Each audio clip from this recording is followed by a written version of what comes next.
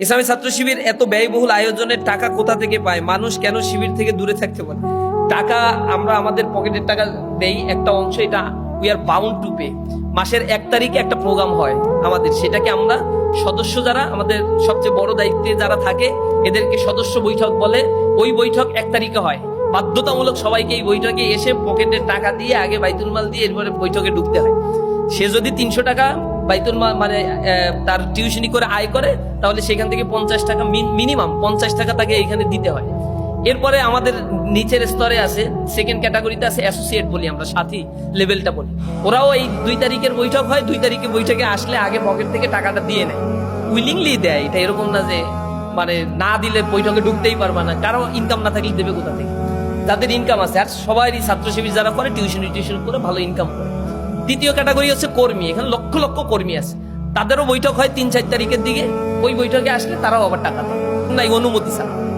মানে যা নিচে ওইভাবে রেখে দিতে হবে, খরচ করবে হচ্ছে আমি সভাপতি, আমার অনুমতি নিয়ে। আবার আমার কাছে টাকা থাকবে না, কিন্তু আমার এখতিয়ার আছে খরচ করার। এমন একটা জটিল সিস্টেম এখানে চলে।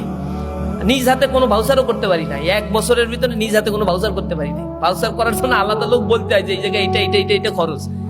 আর যার হাতে টাকা থাকে সে নিজে আবার নিজে ইচ্ছা মতো খরচ করতে পারবে না, অনুমতি ছাড়া কোনো খরচ হবে না। এভাবে স্ট্রিক্টলি বাইতুল মাল আমরা মেনটেন করি, একেবারে ইউনিট পর্যায় পর্যন্ত। লক্ষ লক্ষ ইউনিট, লক্ষের কাছাকাছি ইউনিট আছে আমাদের। ইউনিট পর্যায় পর্যন্ত এটা স্ট্রিক্টলি মেনটেন করা হয়। অর্থনীতিক এই স্বচ্ছতা আমরা বলি আমানতদারিতা। যার আমানতদারিতা নাই তার ইমান নাই। এইখান থেকে তো আমার অনেক টাকা চলে আসে, এটার জন্য আমার আর কিছু করতে হয় না। এরপরে এই 48 বছর ধরে ইসলামী ছাত্র শিবির যাদেরকে বিদায় দিছে, এই বিদায়ের সংখ্যাটা কম করে হলেও তো কোটির উপরে হবে। মানে যা আমরা হিসাব কিতাব করে বিদায় দেই যে শিবির করছে, এবং কোটির কাছাকাছি তো হওয়ার কথা আমাদের হিসাব।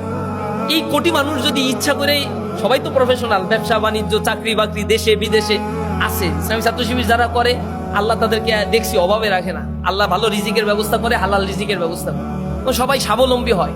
কারণ সংগঠন করার কারণে ম্যানেজমেন্ট ক্যাপাসিটি তার এই পর্যায়ে নিয়ে চলে যাওয়া হয়। তো তারা তো অনেক টাকা এবং উইলিংলি এই টাকাগুলো মাসের শুরুতে যে দিয়ে আসে আমাদের কাছে, এগুলো জমা টমা করে যে টাকা পয়সা হয় তা তো খরচ করতে হবে। এগুলো তো আর জমা করে ব্যাংক ব্যালেন্স করার স্কোপ নাই, কারণ মাস শেষে আবার বিএম এর হিসাবও দিতে হয়। এমন হিসাবে যদি এমন হয় আয় এত ব্যয় এত, দেখা গেল যে আয় অনেক বেশি ব্যয় কম, তখন আবার সবাই ধরে যে এত টাকা দিয়ে আপনি করবেন কি? এবার প্রোগ্রাম নেন, কি কি প্রোগ্রাম করবেন আর খরচ করবেন কি কি বলেন?